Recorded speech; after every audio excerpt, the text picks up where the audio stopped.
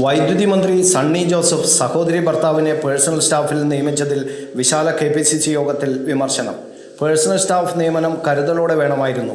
വിമർശനത്തിനും വിവാദത്തിനും ഇട നൽകരുതായിരുന്നുവെന്ന് മുൻ KPCC അധ്യക്ഷൻ MM ഹസൻ അഭിപ്രായപ്പെട്ടെന്നാണ് വിവരം. വിമർശനം ഉയർന്നെങ്കിലും നിയമനം പുനഃപരിശോധിക്കാൻ സാധ്യതയില്ല. പാർട്ടിയും സർക്കാരും ഒരുമിച്ച് പോകണമെന്ന് മുതിർന്ന നേതാവ് PJ കുര്യൻ യോഗത്തിൽ ആവശ്യപ്പെട്ടു. മന്ത്രി സണ്ണി ജോസഫിൻ്റെ സഹോദരി ഭർത്താവും കോൺഗ്രസ് നേതാവുമായ ബെന്നി തോമസിനെ മന്ത്രിയുടെ അഡീഷണൽ പ്രൈവറ്റ് സെക്രട്ടറി ആക്കിയതാണ് വിവാദമായത്. നിയമനത്തിൽ നിയമപരമായ തടസ്സമില്ലെന്നും ബെന്നി തോമസ് മാതൃകാപരമായ പൊതുപ്രവർത്തനം നടത്തുന്ന ആളാണെന്നുമായിരുന്നു മന്ത്രിയുടെ പ്രതികരണം. മികച്ച ഭൂരിപക്ഷത്തിൽ പഞ്ചായത്ത് പ്രസിഡന്റായ നേതാവാണ് Benny Thomas.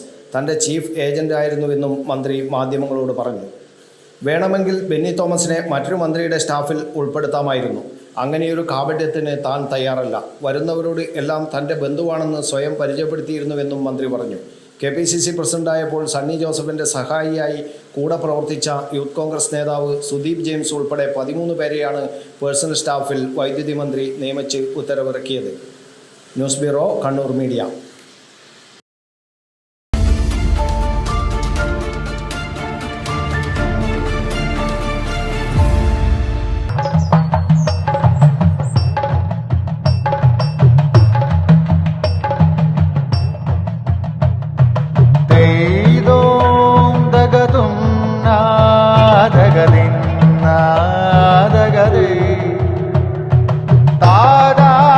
Relax. Redefine yourself.